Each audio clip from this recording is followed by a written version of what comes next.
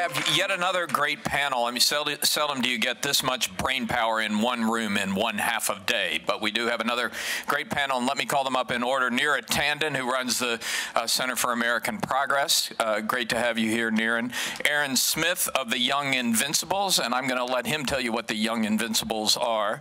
Deb Whitman of the AARP, and Bill McInturff, pollster for entirely Republicans, mostly Republicans, entirely Republicans. And so, Bill, that said, I'm going to start with you because I think Carol showed that there is some complication in these numbers, but still the headline fact is you got 60% of millennials who have been voting straight Democratic in the last few elections. Obviously, millennials, you know, they are moving up in age and in the role. If you add that to what's going on with Hispanics and Asian Americans, more than 70% of both growing populations voting Democratic. What do you tell your candidates? Well, first, let me just start with a compliment to you and everyone at Pew, and for those who don't do survey research for a living, just how incredibly compelling and fabulous this piece of work is. The hardest thing to do in polling is to have longitudinal perspective. It's also hard to have longitudinal data. And because of Andy Cohet's work and because of something like Pew, you have data where you can go back to the late 1990s to the 80s and look at the exact same questions to compare generation at that time. And those data sets don't exist without an organization that's been really devoted to long-term public policy trends. And Pew does that just uniquely well, and this is a really powerful, terrific piece of work that I want to just make sure everyone, I compliment you and everyone here knows it. And that was not a setup, and we didn't pay him to ask that question, and we appreciate it, but it doesn't get you off the hook. You still have to answer the question. Oh, time's not up? Well, I think what other people, to my cats don't understand is there's a demographic boom, and this is just the tip of it, 18 to 29. Our country is essentially majority-minority between 10. And the other thing that's happening, and it's America, it's the American social experience. These Latino kids are essentially Americans. They were raised in this country, they are Americans. And what will happen is they're going to age into the voting pool. And we have states like California and Texas and others where you look at the census and it says the state's 33% Latino, but they're only 18%, 20% of the vote at max, even a presidential year. In the next 5 to 8 years, these states are going to explode. And the Latino vote will begin to match its percent of the population. And the other thing your research does in an incredibly sophisticated way that most people do not is to understand the difference between 18 to 29 white, 18 to 29 non-white. And you've done that with incredible precision. So I will say that I think that the Republican Party has essentially now two wings. It has a congressional wing, and it has sort of the national wing where you have to run a presidential election. And I think that what's happened is the congressional wing is thriving. And they are thriving in a world where their districts are still on average 75% white. Most of them are in districts that are 80, 85% white. And in those districts, given what you're seeing with the president's number, in those districts, they're thriving. And as a national party, and you can read the RNC kind of document of a year ago saying, look, as a national party, we've got to do these things with Latinos. We have to make these changes. Well, functionally, you can say, are those public policy changes happening in the Republican caucus? The answer is no. So, you know, there's the famous Mr. T-lie, prediction pain. You know, but let me explain why. But you have to advise candidates how to deal with this painful situation. Yeah, but what I'm being good-humored but candid, saying if you're a member of Congress and you're an 80%, 85% white district, and that's how your district's been drawn, they're worrying about a primary, losing a primary, and Republican primary voters. Their instincts, their positions are at dramatic odds with what you're seeing in the millennial attitudes. And we still have a party whose kind of genetic instinct is, oh, they don't vote. They don't understand that they're voting at 18 and 29 now as high or higher than 65 plus, right. And that gap's going to get bigger. And so there are still, the genetic pattern is, well, they don't vote. And I'm saying they don't understand what's coming. And so what I'm saying is you can advise all you want, but why am I a Republican? I believe in the power of markets. The marketplace is you will keep losing national elections until you keep up. And I worked, and I used to politely, good-humoredly, I'd be with my Democrat friends in these panels in the mid-'80s, and they'd say, it's the Ronald Reagan magic. Wait till we get to George Bush. And I would say, well, I'll tell you the truth. Bush will run. He'll say what he's going to say. He'll say what you're going to say. You're going to lose again. And they didn't believe it. And I think there is this dimension where, oh, it's the Obama magic. It may well take another presidential loss before they figure out, I'm sorry, attitudes are changing, the country's changing, and as a party, it's a marketplace, and you have to keep up. So I'm saying nicely, when you say, what do you say? You know, you can say whatever you want, but those lessons have not yet been absorbed in the kind of the core Republican DNA. Does that sound right to you, Neera? Yeah, I think one of the challenges is, Bill hasn't paid me, but Bill has, I think Bill has definitely been one of the leading thinkers on the right to argue for the party to be more, for the Republican Party to be more proactive looking at national elections and the future. I think that, the challenge is that there's a lot of positions that are being taken in the Congress that are difficult for the Republicans going into the future. From my perspective, if you look at the debates we have, people focus on issues around social policy, but one of the big issues in the rising coalition of both millennials as well as Asians and Latinos and African Americans is a big divide with whites around the role of government. And, the central arguments we're having in Washington these days are about, limiting the size of government, and the rising coalition's views on those issues are very different, as the polls figured out. One of the things that our poll showed is, yes, you have this strong support for government, but as you saw in Carol's numbers, support for the president has fallen off pretty considerably. And I believe I'm right, Paul, correct me on this, that on the Affordable Care Act questions, the millennials aren't much different than the rest of the country. So you're not seeing a millennial difference in coming out and saying, oh, yeah, this was a great thing and the rest of you were wrong. Yeah, but I don't actually think the Affordable Care Act is going to be the issue in all future elections. But issues around the role of government have percolated in almost every election that we've had, and they are central to the Republican Party. And so if you think about the debates we've had over the last few years, of course they've been on the Affordable Care Act, but they've been really about the budget and spending, and the energy in the Tea Party is really about this central issue of government spending, which is just, as I think Bill was pointing out, just the polar opposite. Sharp divide. A very sharp, polarizing divide on those issues. And Aaron, the poll shows that baby boomers say they became more conservative as they got older. Is what Neera's talking about, is that going to go away as the millennials get older? Is their love for government going to diminish with time? I don't know. There's so many interesting points in the research. I thought the 50% identifying as independent was one of the most interesting, and really suggests that maybe millennials are sort of up for grabs, in the sense of, yeah, there are sort of certainly progressive leanings, but they're not satisfied with either political party.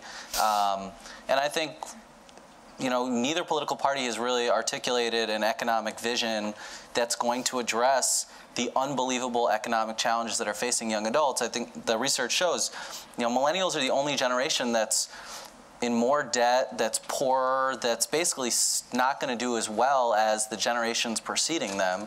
And again, the solutions that we're seeing are sort of recycled solutions from the past. Which doesn't make the generation sound invincible. So before I move on to Debra, tell us what the Young Invincibles are and what you're trying to do. So we're a national youth advocacy organization. We focus on basically expanding economic opportunity for young adults. So we do lots of work around healthcare, And you know, the irony of the polls you mentioned is that young people probably stand to benefit more from the healthcare law than any age group in the country. We do a lot of work around higher education, student loan debt, and then employment, which is the #1 issue for young people. And I think one of the things we're most concerned about is there's this huge disparity among young adults. And I would love more sort of the crosstabs on how these things break down. But if you think about young adults, you can sort of think of them in 3 cohorts. There's about a third who graduate with a 4-year college degree. It's only about a third of millennials. You got a third who go to college, maybe community college, and many of them don't actually graduate. So they get debt, but they don't actually graduate. And then you got a third who don't end up going to any post-secondary at all. And the top third, as much as we talk about student loan debt and graduates living at their parents' house, really are going to do okay and are generally doing okay. The middle third are sort of, could be the future middle class, but are struggling. And then the bottom third, unless we change things, are sort of have a very tough future ahead of them. It's a good point. We talked about it a lot this morning, that we're here talking about generational divides and we're talking about racial divides, but increasingly the divide that really matters in our society is that educational divide. And we will definitely come back to that. But Deb, I want to get to you, because any conversation about the size of government has to look at the entitlement programs for the elderly, because that is becoming, that's the monster that's eating the government. You may not put it that way. that's a totally like unbiased way to put our Social Security. The monster eating the government. That's like not our next ad. And you know, Paul's book, which is the basis of our conversation today, has a subtitle. Paul, I don't know if your publisher forced you to do this as the subtitle. It says "Boomers, Millennials, and the Looming Generational Showdown." Now, Paul already closed his remarks by saying, he's an optimistic guy. Like he's a glass half full kind of guy. But how does this work? How does this work itself out? I disagree with the title, and if you read the book, I think, you know, he sort of goes with the actual remarks of folks that there isn't a generational showdown. Well, that was the looming part. The looming. So maybe sometime in the future we'll have parents that don't care about their kids and their parents and their grandkids, but that's not the way we've ever seen our data play out. And in fact, the problems of a lot of our program aren't, again, for the current older parts of the society. They are looking forward. And a big piece of that is rising healthcare costs, which the Affordable Care Act is really squeezing down. And that makes the problems of the future of an aging society even less.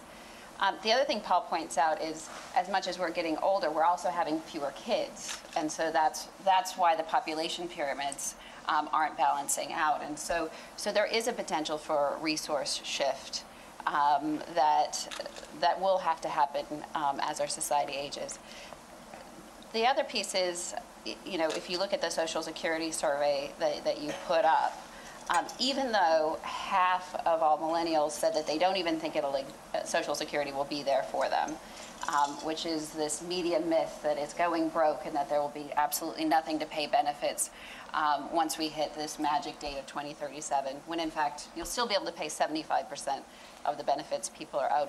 Even though half of the millennials don't think it will be there for them, they didn't want to see, 2/3 of them didn't want to see benefits cut. Yeah, it's a fascinating finding. It's a fascinating finding. But let me ask Bill, because the other finding showed that millennials did say that the priority should be on younger people, not older people. And in the previous panel, we had a lot of conversation about student debt loads, a lot of conversation about child care for women, and a lot of government services that people would like to see in order to help help younger folks move into the workforce.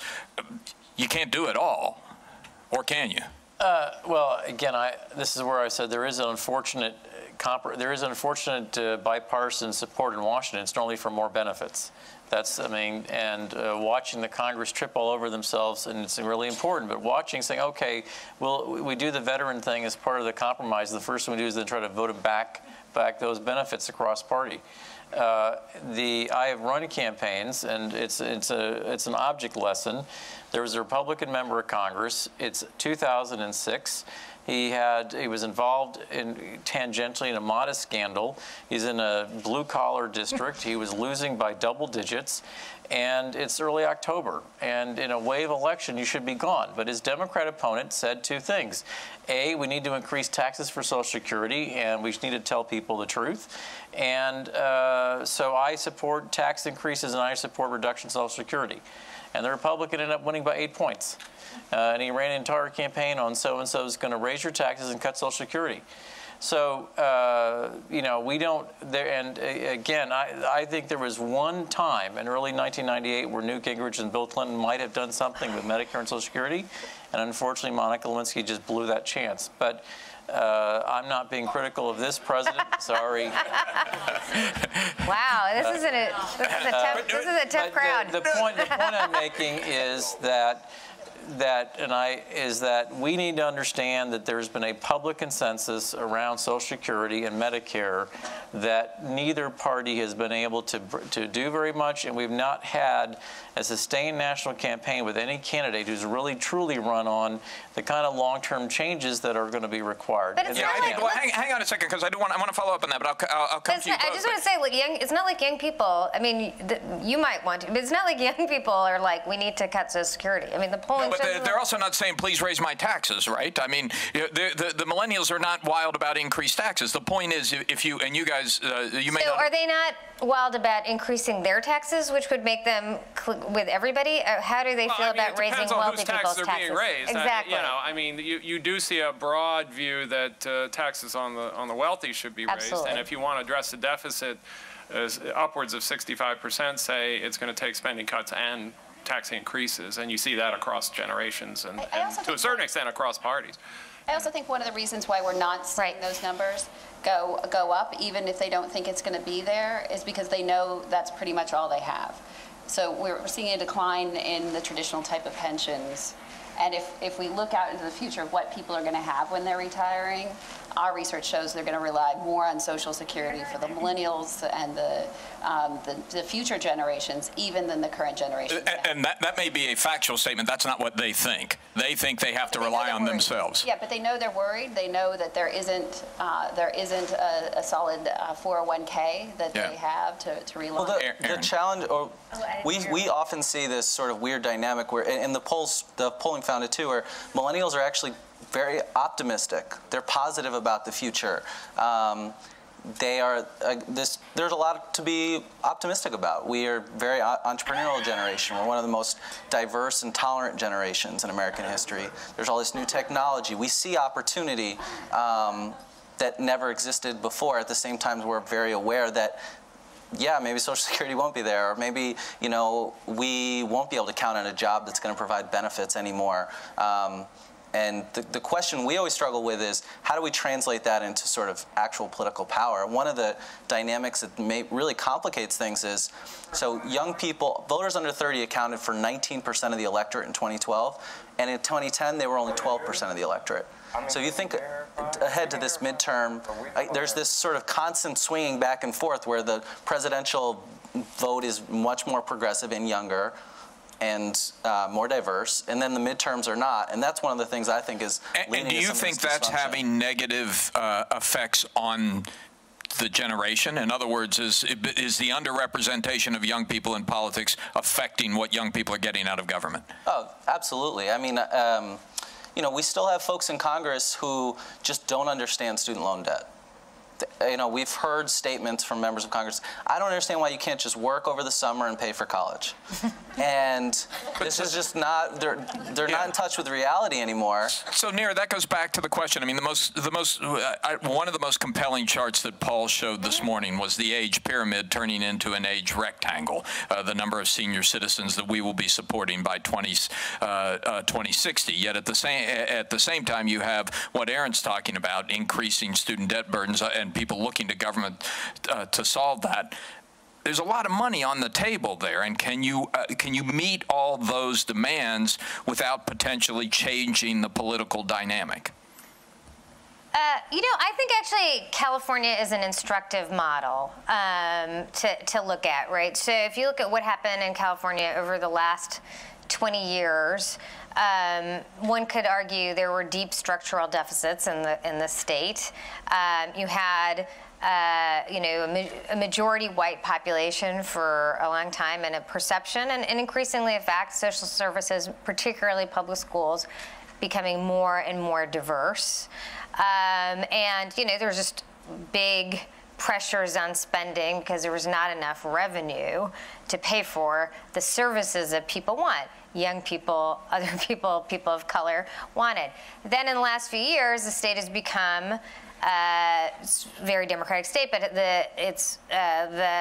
the people of color in the elections and young people are a very strong voting bloc. They're the majority. And they, in the past election, voted for a tax structure that essentially pays for the services that they want. They're running surpluses now. There's a lot of theories that raising taxes on rich people would drive wealthy people out of the state. They seem to be staying because maybe it's the weather, but they are staying. And so I think, you know, we look at these issues in a debate context about, you know, our constraints. Should we have long-term changes to Medicare?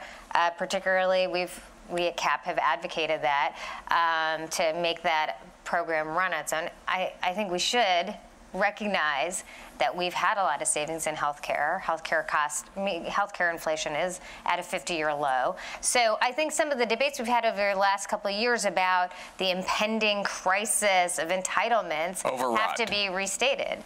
But at the end of the day, like, I think we can have revenues for the services that we need, and I do think we could pay for more child care. Bill, you buy that. Is California once again the model for the future? I doubt it. And the point is that, yes, they have a surplus now. We're talking about what will survive over time when there's the next recession and which states go in deficit first. And I think the public pension issue is in these states is a massive, massive issue. But you know, I think that, as I said, in terms of the structural stuff, I think the other things that struck me that are, again, I can tell you as a pollster, the educational difference in this country now is becoming stark between those who do and don't have a college education. And you look at the data amongst the young people without a college education, you look at out-of-wedlock births, and you look at a lot of social predictors, nowhere in American history have those been ended with happy results. And it's very powerfully true about this optimism. I'm not optimistic that in a decade when they wake up and it goes, yikes, that didn't work well. And I do think the other really powerful thing in this data in terms of a gap between parties is this is a generation that says, no, I don't describe myself as patriotic. No, I'm the highest cohort ever that does not see myself as part of organized religion. The Republican Party is wrapped around a sense of American exceptionalism and a religious base that's really quite different than that. And those sort of social predictors. But that can resolve itself in two ways. One is that the Republican Party can change. The other is that the millennials can age and change. Yeah, but I think, look, there's a lot of age trend out over time that say people they get married, they have children, attitudes are going to shift. The point is at what baseline? If you start at the highest ever baseline of independent, highest ever laceband, and no religion, highest ever this, they will, quote, change, but they'll change in a way that will make them very different than people who are 65 today. Right.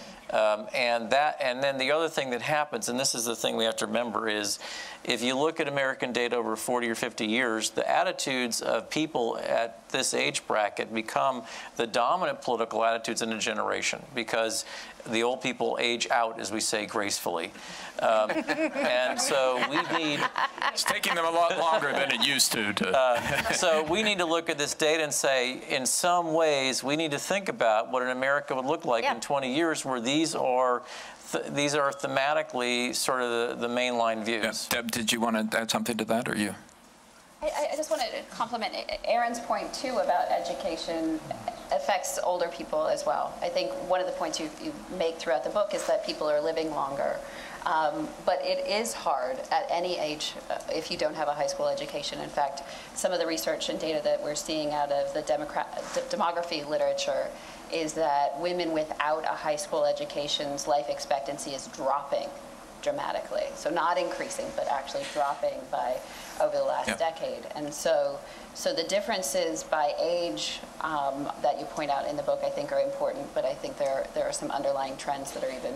So I want to bring in Mark Lopez for a minute, because he directs the Hispanic Center at the Pew Research Center, the Hispanic Project. And obviously, what's happening among the rapidly growing Latino population that you referred to, Neera, in California is a very important part of this picture. I think it was Ronald Reagan who said that Latinos are just Republicans waiting to figure it out, or what was it? They haven't figured it out yet. Well, it's several decades since, and they're still 73% Democratic. There seem to be lots of problems with that statement, but you know. So what is it a locked vote? I mean, what's the future here? Well, certainly what we've seen over the last few presidential cycles is a strong support for Democratic presidential candidates among Latinos. And that's actually been true all the way back to the Reagan administration. But the share of Latinos that support Democratic presidential candidates has oscillated back and forth. And so while it's likely that the Latino vote will continue to be strongly Democratic, what share goes remains to be seen. And it depends on Republican candidates. It depends on Democratic candidates. It depends on the issues. These things could change. By no means would I say that the Latino vote is locked in to the Democratic Party, but it of course depends on many circumstances in future elections. So let's talk about some of those issues. I mean, the three that Carol highlighted in his presentation was strong difference in the millennial population on immigration, strong difference on gay marriage, strong difference on legalization of marijuana. To what extent are those important issues, Neera? To the national debate, I mean, I think you're seeing in marijuana is really becoming a state issue, and they're percolating at the state issue. There are some federal issues. I mean, immigration reform is is a central issue. I think it's a big challenge for the Republican Party not to be seen on one side of that. I think immigration is a perfect illustration of what Bill was talking about as a congressional versus a national issue. And perhaps when the national elections become more central, the Republican Party will switch, although I think Democrats will be very hesitant to pass an immigration bill in an election year. And then on the issue of gay marriage, I mean, I think what recently happened in Arizona is, or same-sex marriage and LGBT rights writ large, I think, what happened in Arizona was again, an illustration of that national party, congressional or base tension. And I mean, Bill knows these issues better than I do, but it did seem that the desire to stop offending LGBT folks and really probably millennial voters was what drove the Brewer veto. So I think I think these issues will keep percolating. I thought some of the most interesting findings in the research were actually examples where millennials were not that progressive. So the fact that millennials were not that much more progressive on abortion, that they were not that much more progressive on gun rights, that less of millennials identified as environmentalists. Those were fascinating findings to me, and I frankly don't have a good understanding of why that is. What do you think, Bill? How do you explain those differences? I think on the environmental one, it's because it's a precept. It's no longer a way that you think about themselves, because you have a age cohort ethic that just presumes this. You have a presumption. Like they have stronger views on climate change. I don't have to become one. I just believe in this stuff. No, so for example, because if you look at other polls of issues of climate change, like millennials have very strong views that climate change is happening, it's man-made, and we should do something about it. So they don't describe themselves as environmentalists, but they have stronger views than their other cohorts. Is it related to this affiliation issue that shows up elsewhere? They don't want to be a member of an organized political party. They don't want to be a member of an organized religion. They don't want to be called an environmentalist.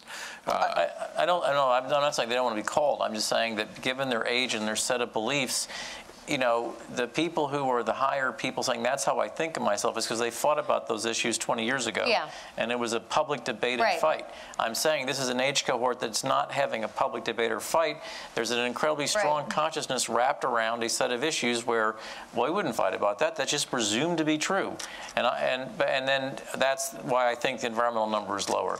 I do think, look, abortion is a very complicated issue that gets at when do we think right to life, when do we think life begins, what's the middle ground that's acceptable, what's early, what's late, and not surprisingly, those are complicated issues for lots of people, and we're seeing 18 to 29-year-olds wrestling with the same issues, and same on guns. But the point I'm making, we have this very cool chart we did that compared the coalition of supporters who support marijuana and gay marriage, and they are locked together. They are the same coalition. And when you see that, and when you see a chart like that, it means the issues change from essentially public debate to an evolving majority. And I'm not saying that the coming majority is going to be the next 3 to 5 years. I'm saying, as a pollster, you know, just check them off.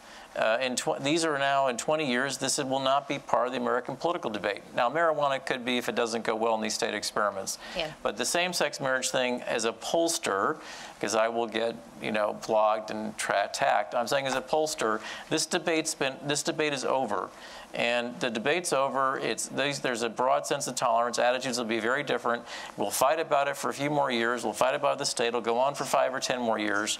But functionally, the debate's over. I just want to make sure you guys back there are tweeting out all of Bill's most controversial statements, because we don't want this to be missed by anyone. Yeah, but you know, sorry. It's like our folks who are tweeting these out. So one of the themes you do see run through areas where millennials we're seeing really strong support are, these are social justice issues, these are equality issues, gay marriage in particular, but immigration. You know, the most inspiring, most powerful advocates, some of them have been these dreamers, young people who just, you know, it's only right that they have every right to, you know, succeed in this country. But some of that could certainly dissipate over time. The way the boomer, we talked in the earlier panel about the boomer attitudes of 1968 and 1969 and 1970. I don't think that the values around equality and justice are going to change. I think what's sort of the most unformed are the economic beliefs. Like, and you didn't necessarily ask about unions, for example. I don't know, did you? Ask about unions, but some of these sort of like, what is the economic model that makes sense? I don't think that is something we necessarily have the answer to, or that millennials have necessarily grafted onto. And there's anxiety about it. And there's clearly anxiety, and there's just a lack of answers. Sounds like it. I have because the other thing that's the really major cut to me is our policies around marriage and children versus single people. Mm-hmm. And there's some really good stuff that Greenberg did that said, is it time to admit that we're not all going to be married and have kids, and we should be doing more about public policy to help singles. Part of what you have to do in a campaign, and a good example of this is in the mid-90s, I had a candidate running for governor. We had to appeal to suburban women, and I said crime should be a hook. And it turned out his state's abortion laws had not been rewritten since 1972 about rape, and all those kind of laws were horribly outdated.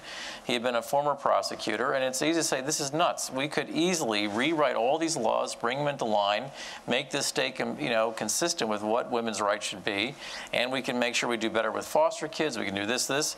And so when I met with a lot of the people in the state and said, you know, hell, he could live with all this stuff. Why wouldn't he do it? And they said, well, because Republicans never think about it. And we did it all and worked incredibly well. And then he got elected. We did it all in like the first 30-day session.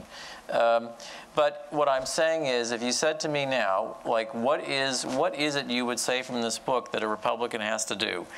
I'm saying, look, there's an economic agenda. The economic agenda is job training. There's a huge opening in this country to be the candidate and party that figures out how do we actually train this generation of people so they're not starving in 10 years and out of their parents' home. That seems to me that, you know, and then there's a lot of stuff around job training, and there are policy changes we could make that would direct themselves to, you know, the era of married folks with family is important and powerful, and we have to do a lot of stuff from policy to sustain it.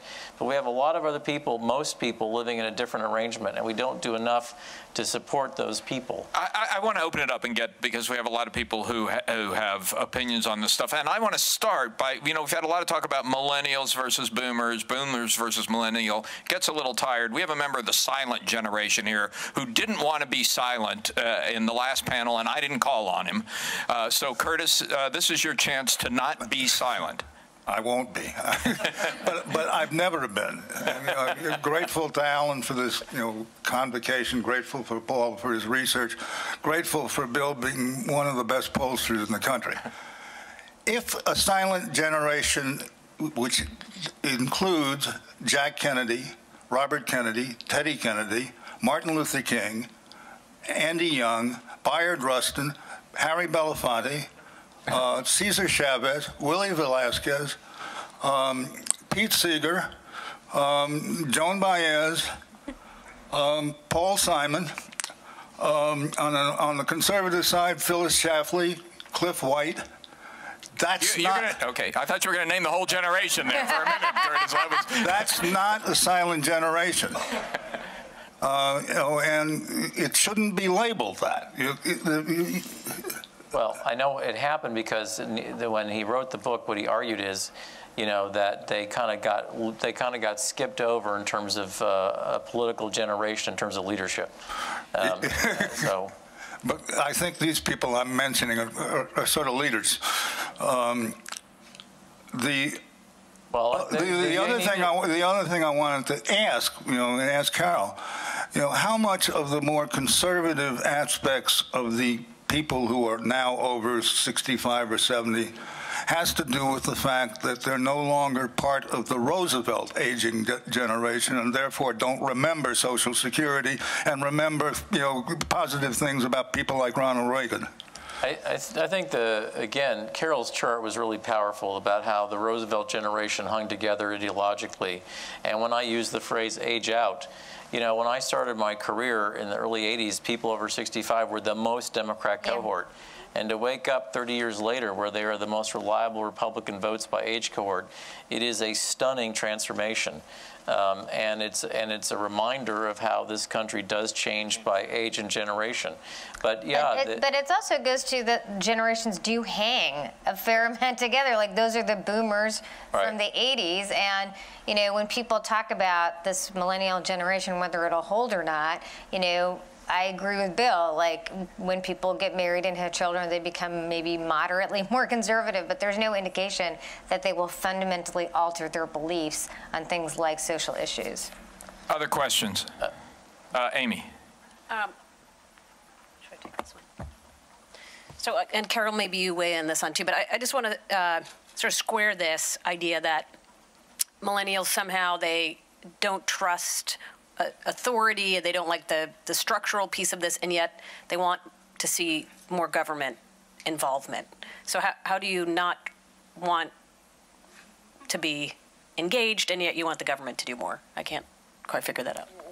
Well, there are a lot of contradictions in in these attitudes. I mean, there's low trust, low social trust, but low trust in government. But that doesn't shape your views of government programs. You still may support more generous government programs, even if you don't have a fundamental trust in the federal government, which is there across generations. I mean, I would say also, and I think this goes to something also Bill was mentioning, which is, there's the disinterest in affiliating within a political party, is very different than how you vote, right? So the whole structure of parties overall, they have much less power than they've had in previous generations. And like when you go out into a locality and deal with with electeds, like who are the wards in Chicago? Ward leaders are all like older folks, and there's just the whole infrastructure of both parties has shifted from, to the party, to donors and other vehicles. So it's a natural progression of the decline of the power. I think it's just a challenge with the decline of the parties. And I think today, people who are identifying as Democrats or Republicans are doing that as a function of having done it for a long time before. Yep. Other questions, comments? Yes, Donna. Can we get a... I'll just shout. Donna Butts, Generations United, and what I wanted to ask the panel to think about is in our most recent report on the changing demographics, we challenged our expert authors, including Aaron, to think outside of these traditional age-siloed policy and program ways that we look at the world. And so, for example, one thing that we came up with that we recommended is let's not just think about student debt over here and older adults who want to age in place over here, but how can we take a hint from Spain where they've taken home share programs and they basically young people get free college tuition if they help to provide some support to an older adult who's aging in place. And so what we proposed was, can we look at student debt reduction and marry that with aging in place so that young people can get a reduction in their student loan debt if they're assisting in their neighborhood, their community, or sharing a home? So how do we think outside of those age silo policies so we can help to reweave the interdependence of the generations? Deb, you want to take that on? Sure, and Donna's work does great work with grandparents and grandchildren and working together and taking care of each other. And I do think we need to look at the ways we provide social programs more broadly, because right now, as we know, that many of the boomers are having to pay the college debt of their kids in the same way. So both generations are siloed with those debt. And if we don't draw on the sort of the strengths and the ability for people of all ages to give back, then I think we truly will be unprepared for an aging society. Other questions? Way back there in the back.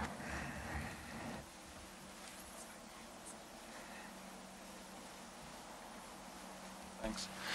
Brandon with the Can Kicks Back. There was this question earlier about sort of millennials' perspective on benefit cuts for Social Security and the difference between that and their vision about whether benefits are going to be available going forward or when it comes for us to retire. And I think the answer to that question is groups like AARP and groups who have been fighting entitlement, the conversation about entitlement reform so effectively and scaring politicians to shut down the conversation.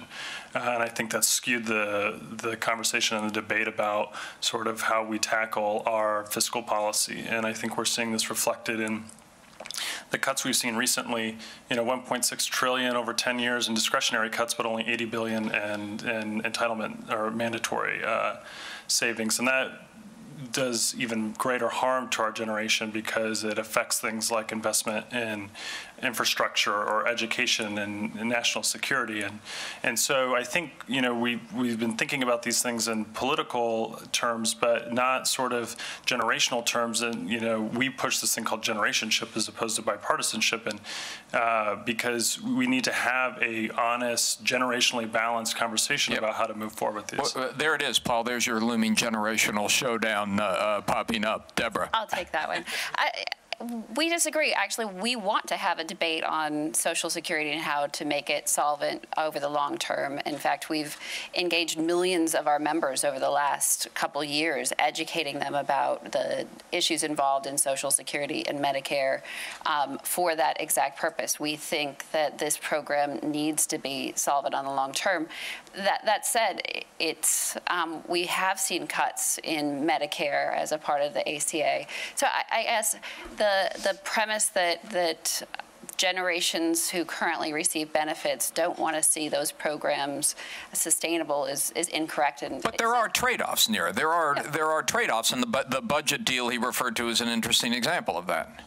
I guess I would say, look, I think it is a tragedy that we have cut discretionary spending. I think that it is a tragedy that the easiest thing to cut has been discretionary spending. And if you look at things like long-term competitiveness and economic growth, the fact that we're cutting not only access to college, funding for schools, and research and investment is this incredibly stupid thing to do. I don't tend to look at that and say, you know, that's really the fault of the seniors. I think that's a fault of a debate that's been primarily driven about austerity and hasn't been, and has really been shaped by a desire to squeeze government. And the most politically palatable way to do that is to cut discretionary spending. So I don't identify the bogeyman as people who actually care about entitlements. I identify the bogeyman as the people who want to make our government shrink. And so I think we should have an intelligent conversation. Trade-offs? No, I think you know, to me, we could have a really balanced approach to these things, right? You're deciding to make this about two forms of spending. I'd like it to be about spending and revenue, like states have dealt with it. And the fact is, we have been unable to have a conversation about revenue, and that has dictated the choices we've made. But plenty of states, and particularly diversifying states, have had a more balanced approach to these things. Bill. Sorry. This is how ridiculous it is. You have the headline with the president's budget saying President proposes $600 billion of cuts over a decade. Spending goes up $250 billion within 2 years. It goes up by $1 billion within 4. It's ridiculous. And you cannot, as a country, and this is why Republicans keep voting like this, you can't keep borrowing 40 cents on the dollar to pay your bills and think there's no consequence. We have not cut any spending in the last couple of years. We haven't had a sequester. None of these things. There's been no impact. You know what we did? Here's what we did. It actually, the two things happened. Money came in. And number two, we kept spending fairly modest, so it didn't go up as much. And if more money comes in and you actually keep net revenue relative money going out really the same, your number of budget goes better. If you look at CBO's projections from 2010, we've dramatically cut the deficit. Our growth rate has been horrible. So, you know, if you look at 2010 projections to where we are now, deficits have shrunk in significant ways. And our growth rate is it's terrible. So I argue for just a balanced approach to all these things. We have a balanced approach. The president's raised taxes on the rich. It's happened. We changed tax policy. That was part of what happened. That has had a big deficit effect, so you should embrace it more. Other questions, Ann. Okay. I'm a Democrat, but I also believe in the markets. And what's missing from the conversation, and what made me think of it was, Aaron, your point about what is the new economic model, is the role of business. You know, the role of enterprise. And I'm a big fan of conscious capitalism. I don't know if you've read that book or heard anything about it, but it's written by the co-founder of Whole Foods. And it's really saying that capitalism has more stakeholders. Any business has more stakeholders than just the investors or the shareholders.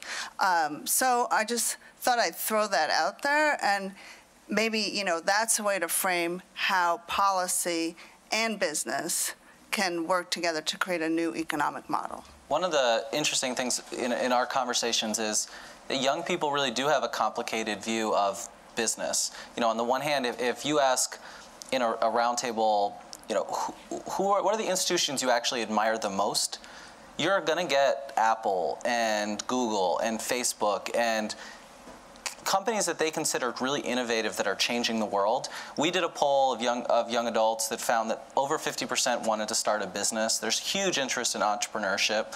But I still think there's explaining how sort of that support for business can also then benefit the broader community. I think there's still like kind of a disconnect between those points. We have a challenge with hiring. That's been, you know, we have a lot of, like, we've had stagnant wages, and we have, you know, companies have been doing pretty well. And it's just, maybe it's technology, maybe it's globalization, maybe it's some companies just thinking about shareholder value and not the broad set of values, but they're just not hiring at the level they have in previous decades, previous cycles. So that's just I think a reality. We have to think of ways. You know, this is a big economic engine problem we have right now. It's again, it's one of the grim things about this recovery, because you have in retained cash amongst publicly held companies, we have the highest percent since the early 50s. There's massive literally cash, not valuings, not this, it's cash. They are sitting on massive cash, and if you woke up and said, hey, guess what, we let all those people go 4 years ago, our sales are growing, our profits are higher, and we've got more cash, we're holding cash, and I don't know what's going to go on with the economy, I don't know what's happening, And guess what? Unless we as a country figure out how to get those companies to say and believe that they'll be in a stable enough business environment to they want to hire folks. But the problem is, and the reason I'm concerned, and I think the problem is, they're not going to. I run a little business, it's a little one, like 40 or 50 people, and if I can get by with less people doing the same work at higher margins, why in the world would I hire more people? And we are watching that writ large across an entire economy. And so, again, a public policy solution of what would make businesses go spend the money and get rid of the cash and do something with the cash, that's a pretty big issue, because as long as they retain that kind of cash and they don't hire people or they don't do anything else with it, their cash stockings are going up. They have more options to buy other companies, do other stuff, but it's not being injected in the economy, and it is a huge missing part. Yeah, and they have a lot of incentives to have that cash, right? There are a lot of economic incentives to Question right here. Laura. Hi, Laura Meckler from the Wall Street Journal. I wanted to follow up on the Social Security discussion. You know, the people who have the biggest interest in seeing benefit reductions today are millennials, if this program is going to be there for them. 90% of them think it's going to be at minimum reduced benefits in the future. Half of them don't think that it's going to be there at all. So I wonder if really, and this seems cut against conventional wisdom, maybe millennials just don't care that much about Social Security. It's kind of okay with them that it's not going to be there. Because if they thought it wasn't going to be there and they were worried about that, you'd think they would be demanding some sort of change. And in fact, the politicians who they vote for, the Democrats, are the ones who are the least interested in making those changes for the long term. So the only thing that sort of makes sense to me from even a remotely logical point of view is that this generation is just not that worked up about the fact that Social Security may not be there for them. Which could be because they're young, but go ahead. Again, I think they're worked up if their parents don't have it and have to move in with them. I think that's never something that they're looking forward to. But I guess I go to the last conversation about the stagnant wages and why this cash is sitting and not being paid to the workers who are doing extra work in the productivity as another focus of why Social Security is in a long-term deficit. Because a lot of the wage growth is going at the top above the taxable maximum. So about 40% of the long-term problem in Social Security is along this underlying economic change where wage growth, particularly at the bottom, isn't happening. Median wages have been stagnant since 2001. Exactly. And to your point, the other thing people don't always appreciate is that Social Security isn't just for when you retire. It's a disability program. It's a survivor program. 1 in 5 people on Social Security are under age 60. They're kids. They're working age. But it's also not the first thing of their mind. So I was going to say, I think, in some ways this conversation is incredibly removed from the experience of the vast majority of young adults, particularly, a generation that is struggling so much economically. For example, so we do a lot of work on healthcare. The median income for an uninsured young adult, 25-year-old, is under $18,000 a year. So if you're making $18,000 a year, you are struggling to pay your rent, you're struggling to pay your car payment, you're struggling to pay your cell phone bill. Maybe you're paying off your student loans. If you have a family, maybe you're thinking about putting away some money for your kids to go to college, which who knows how much that's going to cost.